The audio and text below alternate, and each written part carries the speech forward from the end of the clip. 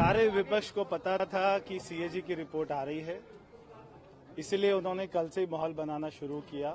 बाबा साहब अंबेडकर जी की फोटो, शहीद आजम की फोटो, इन सब का मुद्दा बिल्कुल गलत बना रहे थे।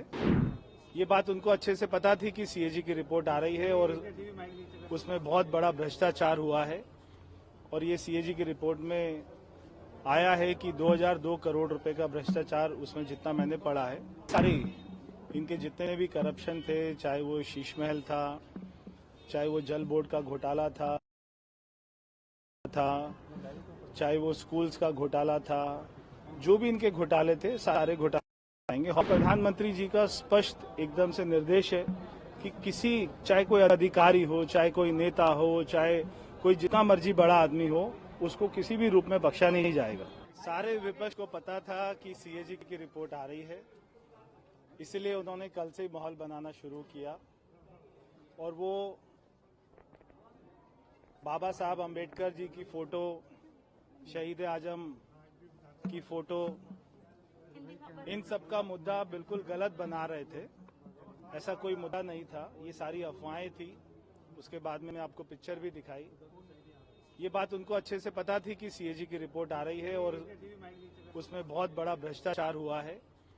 और ये सीएजी की रिपोर्ट में आया है कि 2002 करोड़ रुपए का भ्रष्टाचार, उसमें जितना मैंने पढ़ा है।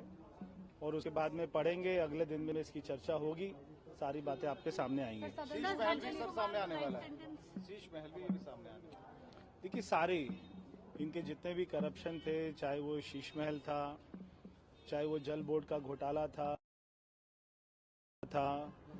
चाहे वो स्कूल्स का घोटाला था, जो भी इनके घोटाले थे सारे घोटाले आएंगे। हॉस्पिटल का घोटाला था, मोहल्ला क्लिनिक का घोटाला था।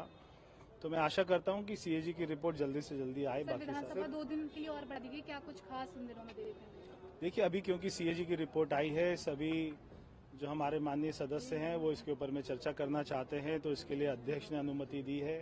और उसके बाद में जो हमारे एलजी साहब का भी भाषण हुआ, उसके ऊपर में भी चर्चा होगी, तो उसके लिए अनुमति मिली है।